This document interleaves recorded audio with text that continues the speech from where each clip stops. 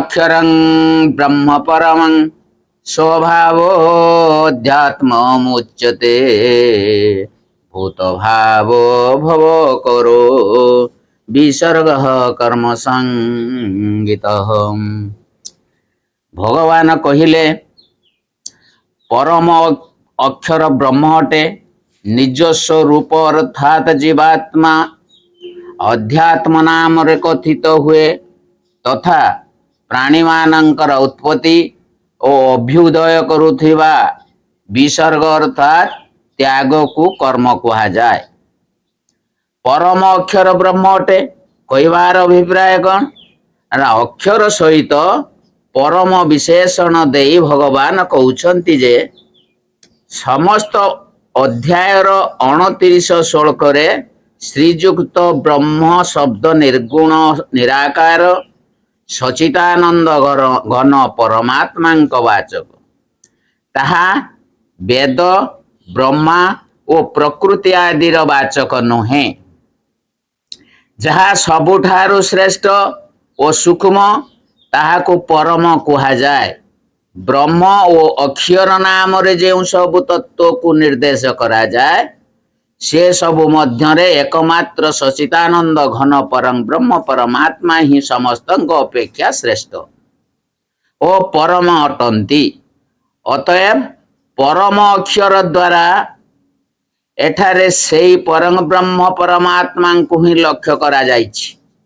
एई परम ब्रह्म परमात्मा ओ भगवान वस्तु तो एक ही तत्व।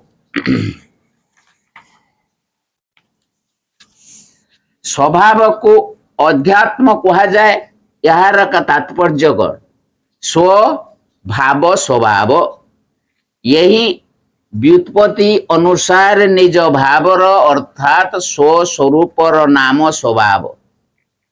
जीव रूपा भगवानंकर चेतन परा प्रकृति रूपक आत्मतत्व ही जेतेबेले आत्म शब्द वाच्य शरीर इंद्रिय मन बुद्धि आदिर रूपक अपरा प्रकृतिर अधिष्ठाता हो जाए सेतेबेले ताहाकू अध्यात्म कहा जाए।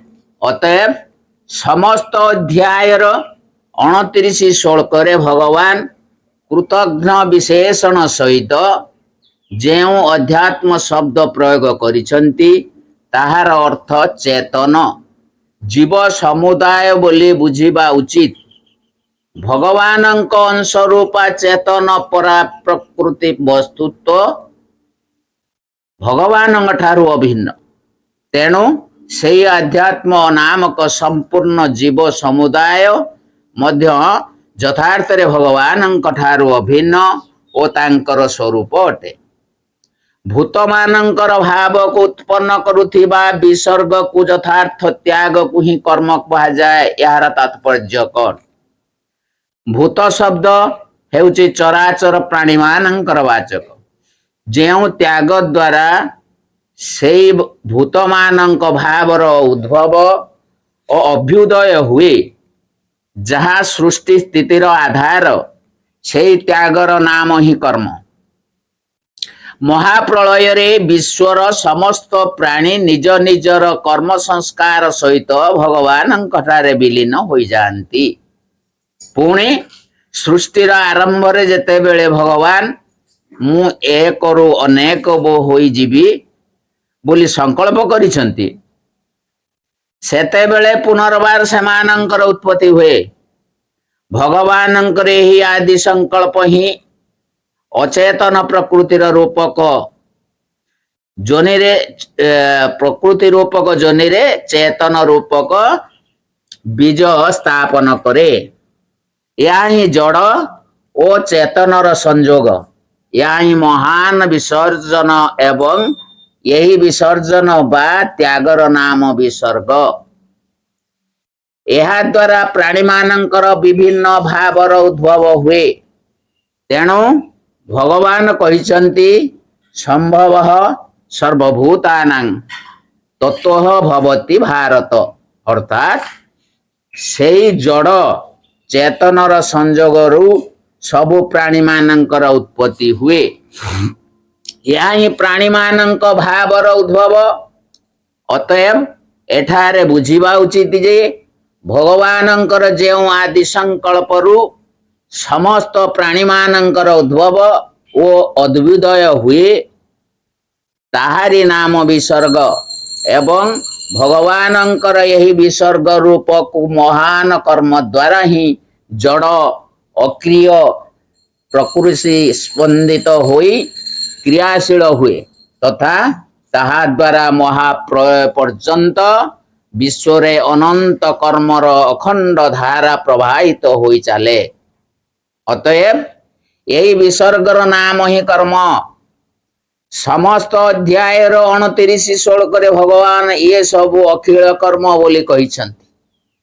भगवानंकर यही भूत मानंक भाव को उत्पन्न करुथिबा महान विसर्जन ही एक महान समष्टि यज्ञ।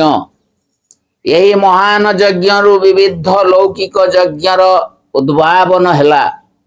यही सब यज्ञ रे जेउ हबी आदि उत्सर्ग करा जाए ताहार नाम मध्य विसर्ग रखा जाइछि। से सबु यज्ञ रु मध्य प्रजा मानंकर उत्पत्ति हुए। मनुश्रुति रे कहा जाइछि अग्नौ प्रास्ताहुति सम्यगादित्य मुपतिष्ठते आदित्य जायते वृष्टि वृष्टिरत्नं ततः प्रजा। अर्थात वेदोक्त विधि रे अग्नि रे दिया जाइथिबा आहुति सूर्यंक ठारे स्थित हुए। सूर्यंक ठारु वृष्टि हुए वृष्टिरु अन्न हुए एवं अन्न रु प्रजा हुअन्ति। यही कर्म मानंक विसर्ग वस्तुतः भगवानंकर ही आदि संकल्प। तेणु यह मध्य भगवानंक ठारु अभिन्न। वर्तमान भगवान अधिभूत अधिदैव अधियज्ञ विषय प्रसन्न मानंकर उत्तर क्रमान्वये देउछन्ति। ओम नमो भगवते वासुदेवाय ओम परमात्मने नमः। अधिभूति क्षर ओम नमो भगवते वासुदेवाय ओम अधिभूतं क्षरोंग भाव पुरुषश्चाधिदैवतम् अधियज्ञ अहमेवात्र देहे देहो भूतं वर। उत्पत्ति विशालशील समस्त पदार्थ हेउछि अधिभूत। हिरण्यमय पुरुष ही अधिदैव। हे देहधारी मानंक मध्य श्रेष्ठ अर्जुन एई शरीर रे मु वासुदेव ही अंतर्जामी रूप रे अधियज्ञ अटे। क्षर भाव अधिभूत अटे। यही कथार अभिप्राय कौन? अपरा प्रकृति ओ तार परिमाण रु उत्पन्न जेउ विनाशशील तत्व रहिछि प्रतिक्षण जार क्षय होई चालिछि ताहार नाम क्षर भाव।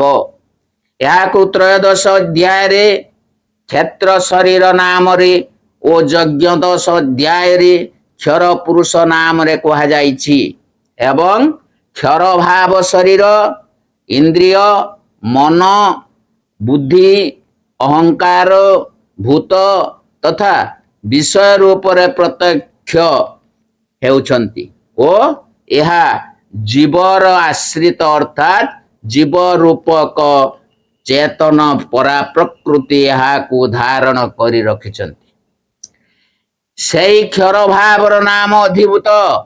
समस्त अध्याय भगवान अपरा प्रकृति को मध्य निजर ही प्रकृति बोली कहि सारिचन्ति।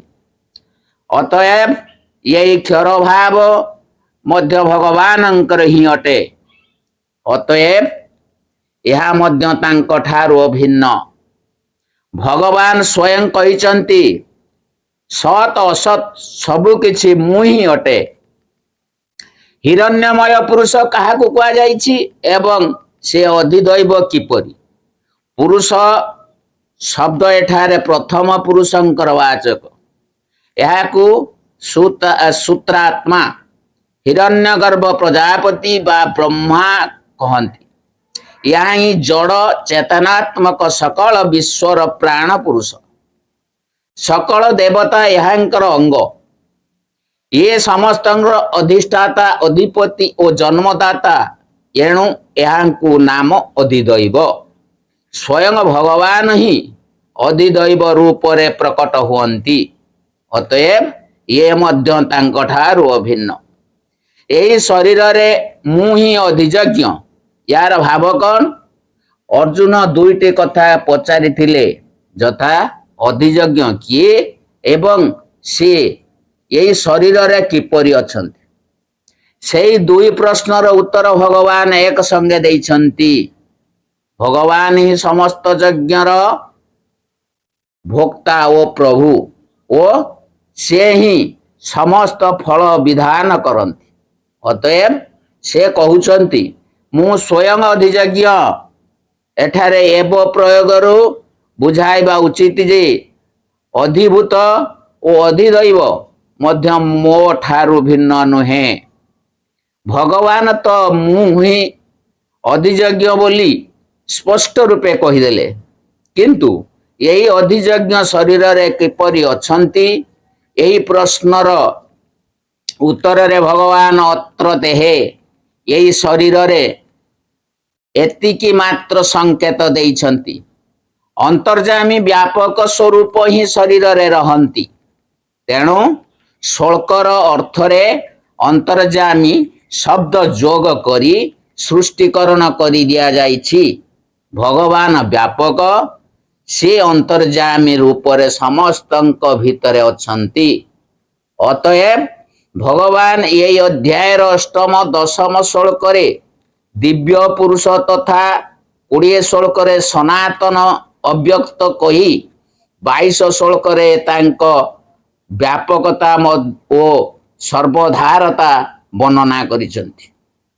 नवम अध्यायर चतुर्थ श्लोक रे भी अव्यक्त रूपर व्यापकता देखाइछन्ति। एठारे भगवान निजर सेही अव्यक्त सूक्ष्म और व्यापक स्वरूप को अधिजज्ञ बोली कहिछन्ति एवं ता सहित निजर अभिन्नता प्रकट करिवा को मु ही अधिजज्ञ बोली स्पष्ट घोषणा करिछन्ति। देह भृत्वांगर बर यही संबोधन अभिप्राय कौन? एठारे भगवान अर्जुन को देह भृत्वांग बर कई सूचना करिसंति, तुमे मोर भक्त अतएव मो कथा संकेत मात्र द्वारा बुझी पारिबो। अतएव मु ही अधिजज्ञ। एतिकी मात्र संकेत रु तुमे जानी पारिबा उचित जे सबु किछि मु ही अटे। तुम पई यह बुझिबा किछि बड़ कथा नुहे। एपरि भाव रे अर्जुनंकर 6टी प्रश्नर उत्तर देई सारी भगवान वर्तमान अंतकाल संपर्क रे थिबा सप्तम प्रश्नटीर उत्तर देबाकू